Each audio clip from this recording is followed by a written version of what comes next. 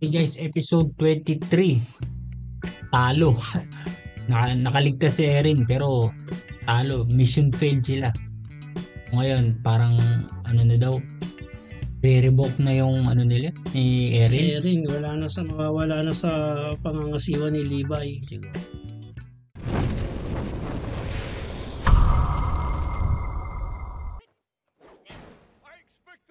Ba't pinapakita siya? Malamang sa sunod sasama niya sa... Nasa MP pa rin siya.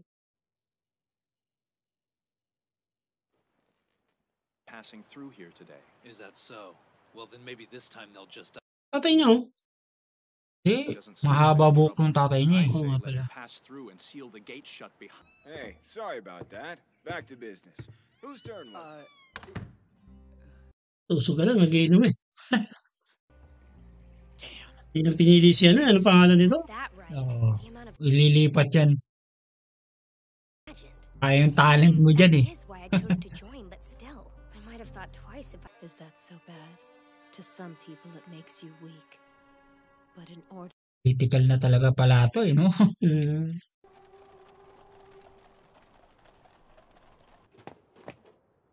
Hello. So, What's Kurapik eh? Oh. Darmin. what's this about? Sasabihin niya dito. Escape, and we're hoping that you'll help us. Wait, escape to where? Of course, a head-on assault is ill-advised. So as long as the convoy acts like Pala yung pinababantayan dun eh. a Si Levi? Si ano, I see. dapat yung dala nung Good plan. Convoy. convoy. Dalawa sila eh. Here it is. Babalik din siya dun sa convoy. Lumabas lang siya. Here. Yeah. We'll pass through here. Pakita ko siya sa dilim. Ayaw niya. Quit being stubborn, damn it! Just... Kaya pala ayaw niya ng ano. It really does. Pinabantayan na pala sila eh. Way you're looking at me now. If I didn't know better, I'd say you didn't. Ayun? Nangyari na siya yun. Going to carve you up again. Do you understand me, Titan? Siya nga yun eh. Kani pala yun.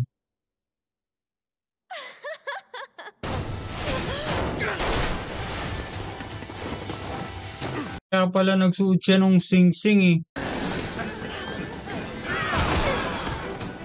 Nuli siya. Aaron! Naamin nila. Eh, hinuhuli lang pala. Ah, patay. What are you?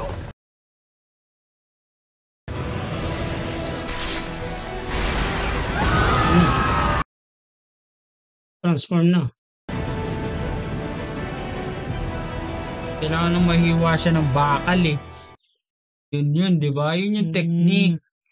Kaya yung ano niya, yung susi niya, kailangan niya talaga yun. Hindi, baka isang form din yung mahiwa o kaya yung hawakan. Yung Hindi naman bakal, mahiwa. kailangan malagyan ng dugo. Di ba si Erin nga, kinagat niya, tapos talsikan Nalagdagan. ng dugo yung ano, Bakal. yung Pintas susi niya, yung susi niya. Yun pala yun. Okay guys, episode 24 na tayo, nagkaroon na ng linaw. Si Annie nga yung female Titan.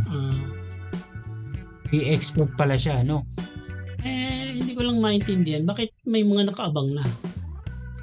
Yung nag-set up. Si Armin siguro nag-set up. Armin sabi ko na nga ba, isa sa mga MP yan eh. Yung traitor sa kanila eh. Ngayon, may mga nakaabang na. Sinetap yan ni Armin.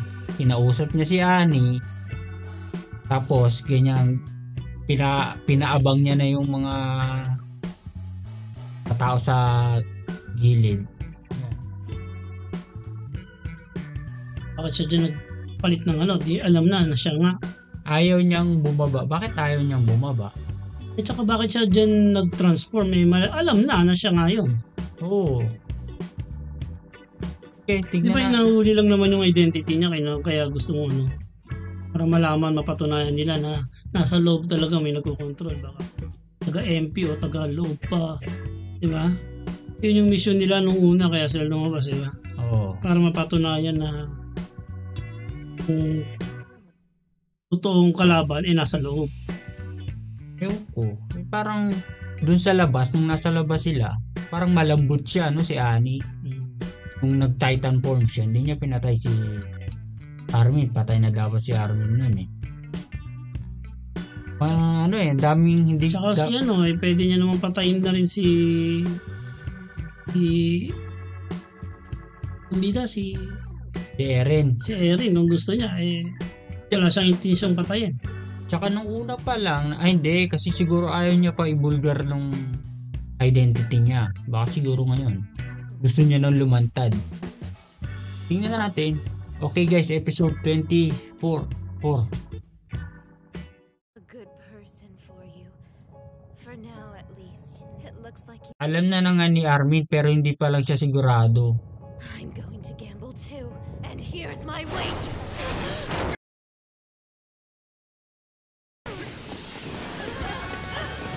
Mga ano yan, hindi yan mga tao. Mga nag-disguise lang. Oo. What's the holdup? Ervin's never late. They should be Kaya pala, di ba siya yung pinaka number 1 pagdating sa ano? your luck. Yung nag-exam pa lang sila, yung nagtitraining pa lang sila. Nalakas talaga si Annie. Ano. Duty calls, right? Mikasa tapos si Anna. Si Mikasa. So Si Annie yung pinakamalakas. Si Mikasa pang all around eh. Ito si Annie pang patayan number 1. Si Mikasa naman pang lahat. Choice. If I'd have thought this through, none of this. We would.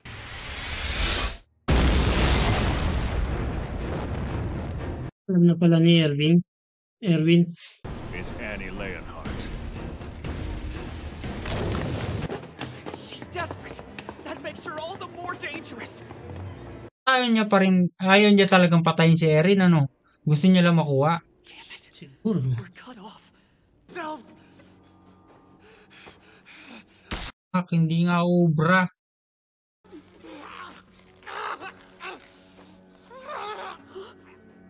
Hindi niya pa rin naiisip, ano? We don't have time for this. Just work. Yung dugo mo ipahid mo sa bakal. Don't try to force it. You have to have a clear goal in mind, like Hanji said. We know you can. Hindi naisip niya ano, Armin, no?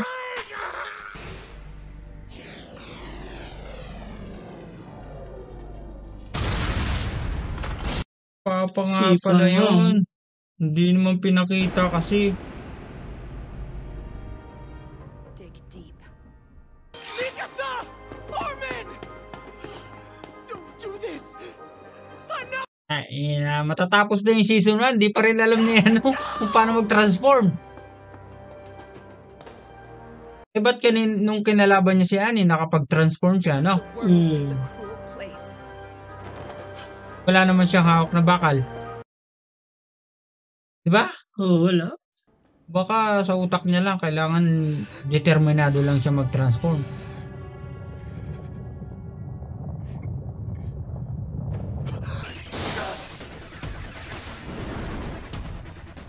Bakit wala pang support ng mga ano kasama nila?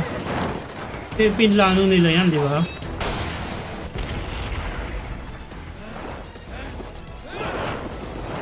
Kuha na kagad si ano eh.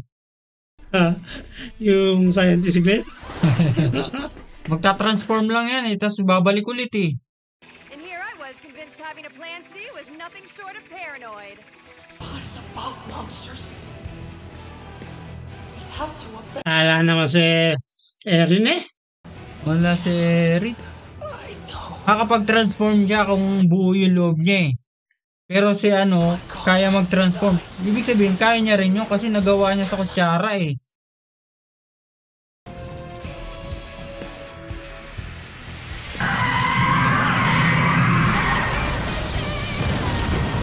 Na.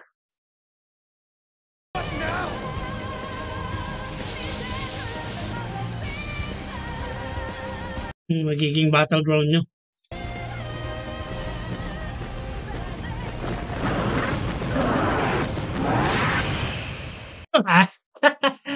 Eh na nga eh, kung okay, tatapusin natin yung ano na yung laban. So last episode sa season 1. Okay guys, final battle na to. Final episode 25 ng season 1. Maglalaban na si Erin tsaka si Annie. Patay.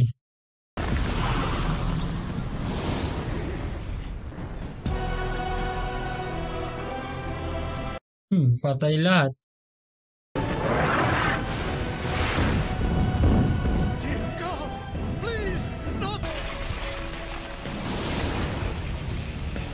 Daw kayo maglaban, maluwang.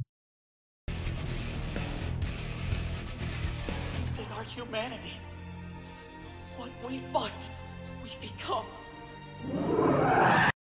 Ito, wala siyang technique na iba eh. O yan, sa kanya lugi siya oh. May ganun si ano eh. Look at her. And Hindi naalala ni Annie.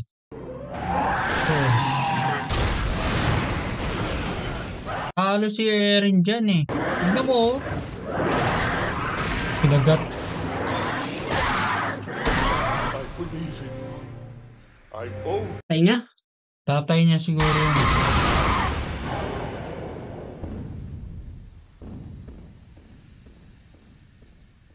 Pa siya tatakbo niyan eh. Obvious na alam na kung sino siya. Ang galing mong ngipin niya eh.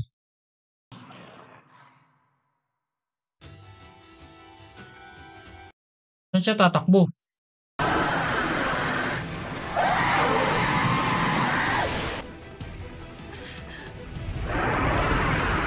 Iba na yung anyo niya oh.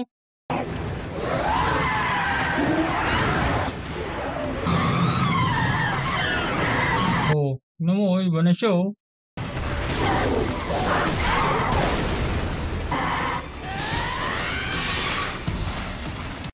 Lag. Please just Tatay niya rin siguro nagawang ganyan sa kanya. your ground. Stand your ground. Even Transform na si Annie. Ano nangyari? Hinigop siya?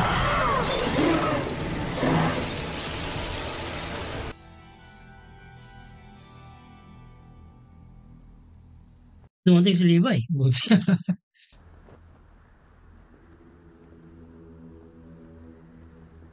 Paano si ano? Wala na, patay na. Ano?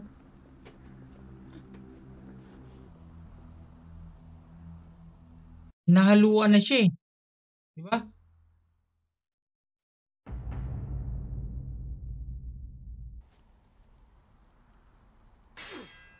Sila kaya sirain yun yun. Answered questions. All for what?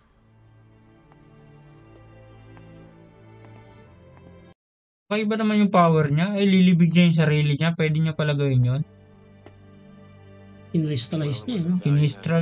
Kinilestralize niya yung sarili niya para hindi na siya magagalaw eh. Scout regiment's been exonerated. Sure, by the skin of its teeth, but still. more like infuriating. Why'd you let her go, Aaron? Pinabayaan niya daw makawala eh. Nakita niya kasi I umiiyak. think after all we sacrificed to get her back, fate would cut us a little slack.